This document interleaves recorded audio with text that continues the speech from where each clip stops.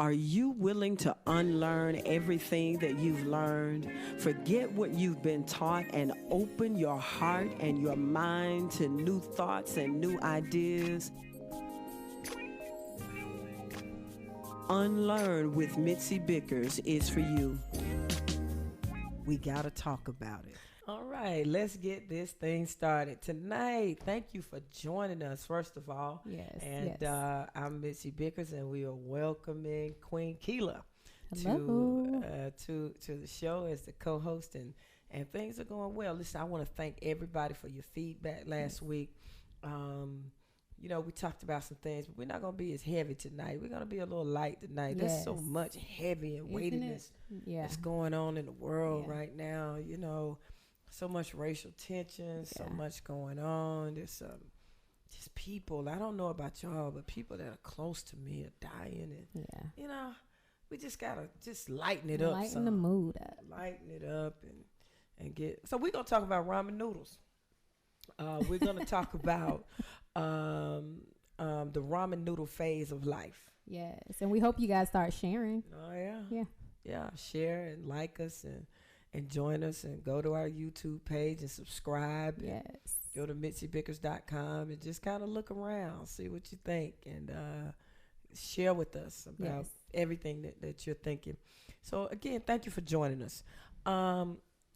This is a platform where we unlearn things that we've learned. And sometimes I believe that in the ramen noodle phase of our lives, we get stuck.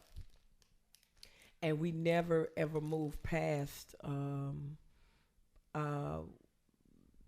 of the things that we settle for, I think. And I'm not trying to say that ramen noodle is settling, but I am trying to say that there are phases and facets in our lives where it causes us to learn, but we ought to be growing. Yes. And we ought to always be moving to new levels and accepting new ideas and new thoughts and new trends. Yes. And doing all those kinds of things. I know one of the things that I was very resistant to. I was an Android person. And when I got forced to move to the iPhone, I was just like devastated because I was so familiar. Yes. And sometimes it's the familiarity of stuff that keeps you from just kind of moving on to do something different. That's right. Until you're just kind of forced, into it. Yeah. So let's just talk about it. What was the ramen noodle phase of your life? I would say the ramen noodle phase of my life would probably be going from that young adult to adulthood. You know, you leave college and normally, you know, you think you're grown, but you're really not grown. Yeah. So you move out, you get a job, you do all those different things, and you start managing money, managing bills, a household, all of those things. And I think that was probably the ramen noodle phase of my life, just maturing into that grown woman self with responsibilities and things to do. And it hit me the same way with business. How about you? Well, I had a for real ramen noodle phase. When I was really trying to get the Bickers group up and going, I had gotten with some cats that had some real development ideas about how to team up with the Bickers group and get some things going in public school systems across the United States. I had retired from the school board and was going to utilize a lot of thought and a lot of experience from all of that to really kick this thing off called iSchool Inc., right?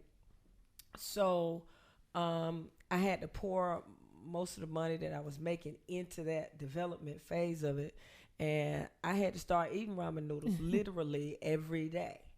And at the time that I was wanting to do iSchool Inc., my son was young, and it just became a very interesting scenario because my money started getting funny. Anybody know how about your money just gets funny, start getting short. That's and I was just so focused on trying to get that project up and going that I just started buying boxes and boxes of noodles.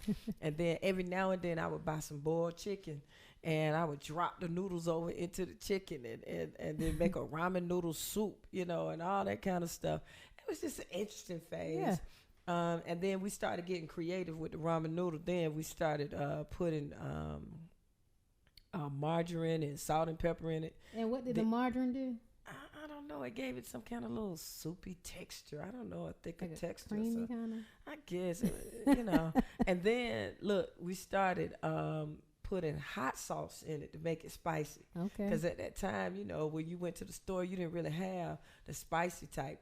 And then you could get Slim Jims. And you could break Slim Jims off in them. You just really? You get the Slim. Oh, I never put a Slim Jim in. I know. You were a deli baby. You ate deli meat with pickle spears and all that. But when you get to that point where you get those Slim Jims and you put them in there, and you make a little soup, and then we got real sophisticated. You would get that cheese and lay it over there, over the cheesy noodles. You don't know anything about that. Cheesy noodles, like macaroni and cheese almost. Yeah. Cheese noodles. Okay. Cheese noodles. But that was a phase that was getting me to another place. That's right. And it's really about understanding how you got to sacrifice, really. Sacrifice. Yeah. I had to sacrifice a lot of the things that I wanted, trying to get to what I needed. Sacrificing for your elevation. Yeah.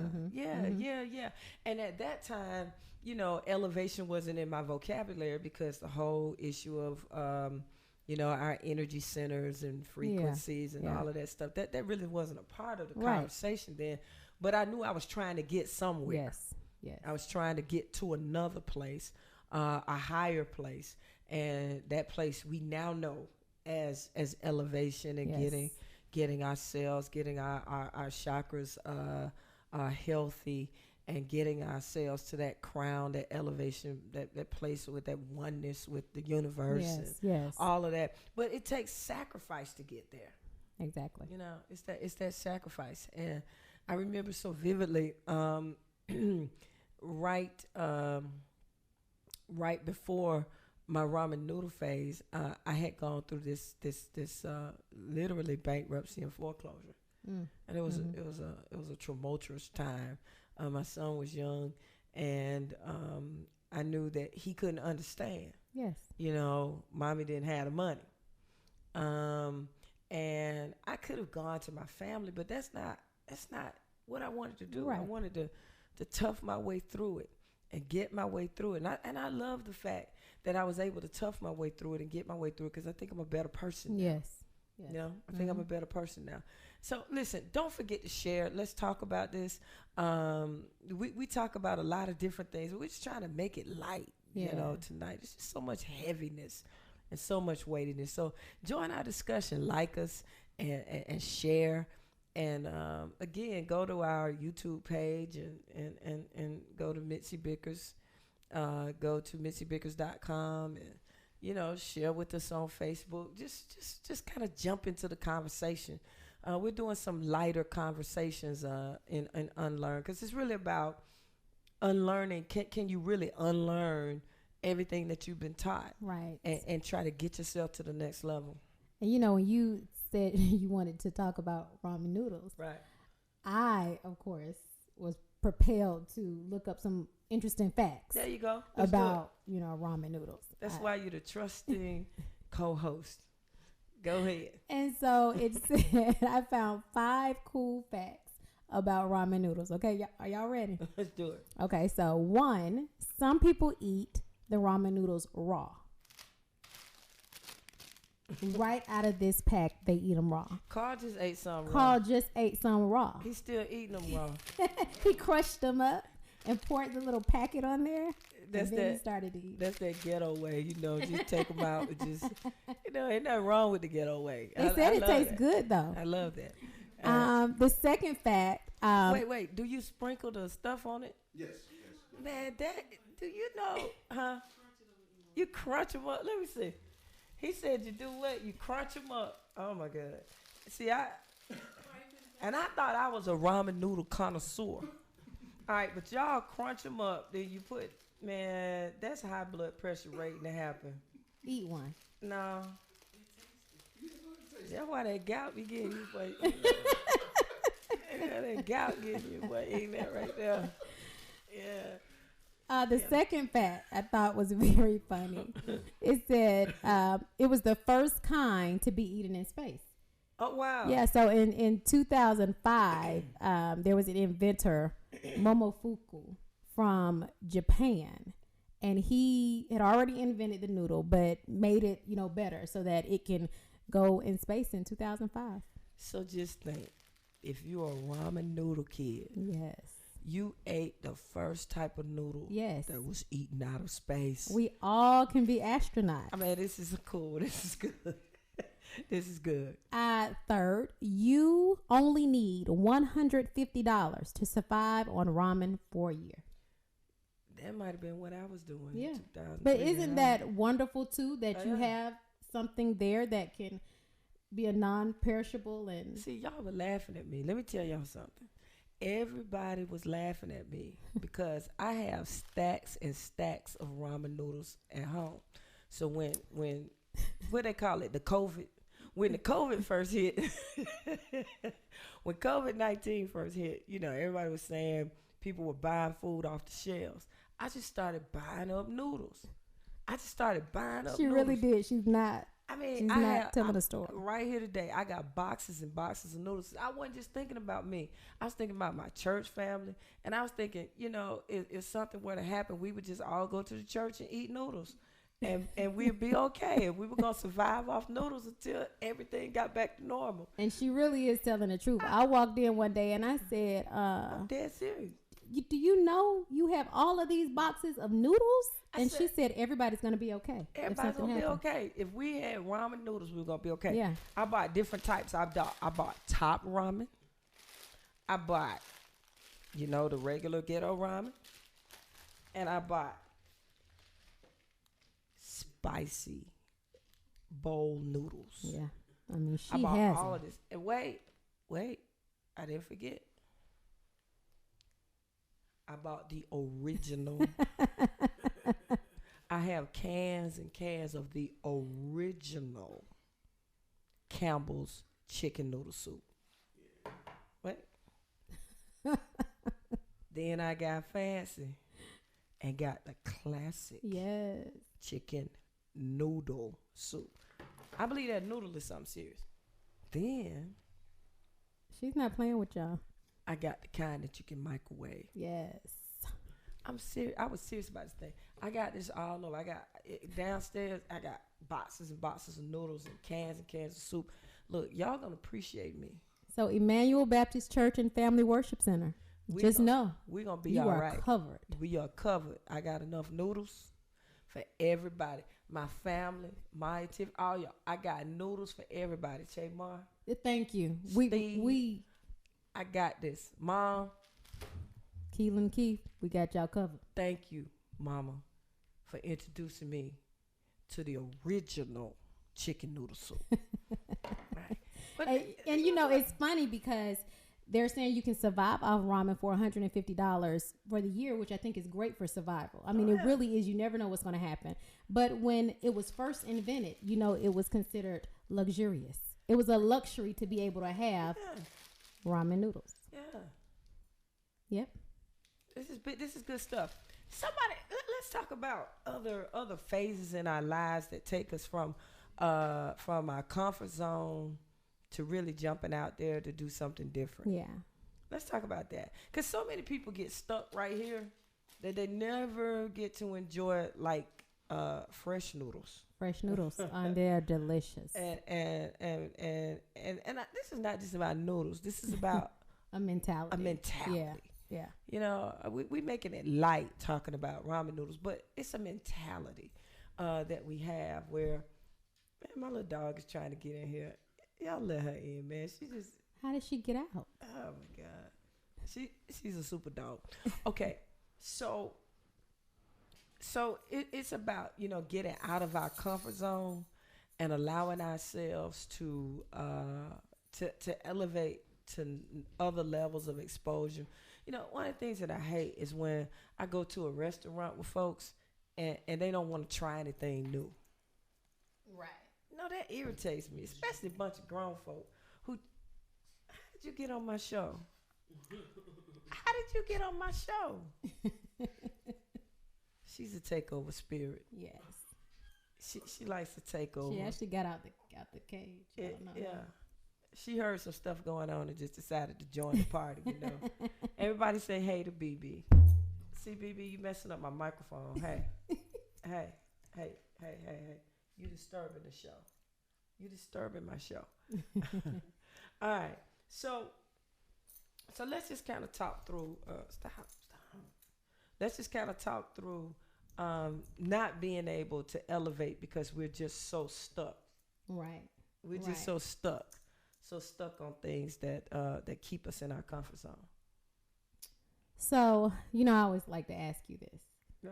What was one moment when you would say you were stuck outside, that you were afraid to kind of propel into your something that was unfamiliar, new territory, new or new my lane. truth. Your truth, yeah. Well, I gotta admit this. I've never been one to worry about what other people think. Okay. I've never been one to worry about what other people think. I've always been that one that kind of, decides that once I make up my mind to do something and to do something great, because I'm always wanting to do something great. Mm-hmm. Anybody knows me know that I do it big. Yes. If I'm gonna do it, I'm gonna do it big. Yes. And that's just who I am. Once I make up my mind and I have a settled spirit about it, yes, I just jump into it. Okay. I don't beat around the bush. I don't continue to try to figure it out. Yeah. Once it's confirmed in my spirit that that's what I want to do, no matter how big or how small, I do it. Now that's something I had to learn how to do. I really had to unlearn doubt, or uncertainty. Yeah. And as I've matured, gotten older, I can tell that I'm, walking lighter into that, That's good. Yeah. Almost a fearlessness. Yeah. Walking into that fearlessness. Because so many times we second guess ourselves and then we third guess and fourth guess and fifth guess. And by the time we get through guessing and doubting ourselves, our ideas have somebody else has taken our idea. Yeah. I mean, there's so much out there, that so many of us could do if we would just kind of step out there and do it. Yeah. Yeah. So comfort zone. Yeah. Comfort zones are dangerous places. My dad would often quote, I think it was Benjamin Elijah Mays who said, do what you do so well that no man living, no man dead, and no man yet unborn can do it any better. And that just kind of stuck with me. Yeah. You just gotta do what you do and do it well and have a level of confidence in it that nobody can take that from you. That's right. I don't know who I'm really even talking to right now. Somebody needs. But somebody needs to know. Fulfill your dream. Yeah. Unlearn this whole issue of having to be affirmed by other people and letting other people call you wonderful. Yes. You don't worry about who calls you wonderful. You call you wonderful. That's right. You call you wonderful. You went around for a couple of years saying, I love me for me. Listen. Okay. Look, guys. I love me for me. Anyone who does not like it, you know what you can do with yourself. Uh-oh. That's right. You got spicy. I did get spicy, just like that hot sauce and those ramen noodles. That's like that hot sauce and those ramen noodles. I was listening. You got spicy. But yeah, it that whole, I believe that if you're always stuck in concrete, you never, ever, ever get to elevate to the higher level of thinking, higher playing field. Yeah. I'm just not. Why eat crystals all your life? Why eat crystals all your life? And never get that filet mignon medium just melting in your mouth? Yes. Yes. Why be at crystals all your life? Yeah. And nothing is wrong with crystals. Oh, no. Let me tell you something. For some of us, crystals has saved our lives Yes. on the Yes. way home from the party. Yeah. Yeah. For some of us, Yeah. that crystal's right over there on High Mill Road has saved plenty of lives trying to get home. So I'm not messing. Right. Right. But there's more to life more. than crystals. Right. Exactly. And then don't forget the crystals right there on Cleveland Avenue. The one on Cleveland Avenue. You get off and bust that right. Everybody in the crew is like, yeah. you know. So let's not forget how crystals has really saved a whole lot of lives. Yeah. Trying to get home. Yeah. You know what I'm talking about. You know. Yeah. I'm in my 50s and I still don't tell my mama everything. So, she might be watching, but y'all know what I'm saying. You know. But crystals has gotten us home. Yeah. It saved our lives. But there's more to life There's than that. more to life than Some just people get just so stuck on this thing. I'm gonna do my next episode, and I hope that our next episode is gonna be lemon pepper wings. And I want you to understand how you can't just get stuck on lemon pepper wings and not enjoy the greater things of life. Yeah. Not enjoy the greater things of life. Yeah. We can't get stuck on noodles. We gotta move on. We gotta move grow beyond, and move beyond all of that. You know. Yes. I am glad that we're at a point in life. I'm at a point in life. There was a point I never would have talked about ramen noodles to nobody. But now I realize it's okay to talk about light stuff. Yeah. It You know? is. And people need that. The spirit, the soul needs that. Everybody wants me to be so spiritual that sometimes I ain't no earthly good. You know what I mean? And sometimes you just gotta come out of all of that and just talk about normal things. Yeah. Talk about stuff that people can relate to. Yeah. If you can relate to this, would you say yes on your screen? Yes. Don't say yes, say yes. With the A, yes. Or I saw one the other day that said yes. SUSSSS. I was like, yes. They were feeling it. That was deep down in their soul coming up. Yeah. Yeah. So, get out of your comfort zone. Yes. Move past your ramen noodle phase of your life and get yourself, engaged and involved in things that elevate you, things that challenge you, things that cause you to just experience different cultures, experience different ways of thinking. What do you do to your taste buds? You're health and wellness. What do you do? Do you mature your taste bud? Yeah, you have to mature your taste buds. And your palate. Your palate. You have to cleanse that palate and get familiar with different tastes, different herbs, different things. Yeah. So look, we want to thank you for joining us. Thank you guys. We want to thank BB for joining us. Thank you, BB, for coming. Yeah, BB's all in the show. Yeah, she's just all in the show. She's all in the show today. She loves to just take charge. Yeah. And I like that. Yeah. I like that. And I'm glad you're joining us too, Queen Keelan. Oh, well, thank you for having me, guys. do your parade wave. Yes, do your parade wave. So look, would y'all join us again next week? Would y'all join us again next week on our next show, Lemon Pepper Wings? Lemon Pepper Wings. Lemon Pepper Wings. Look, don't get so deep that it gets difficult. Yes. All right? Yes. Let's just talk about it. Till we see you again.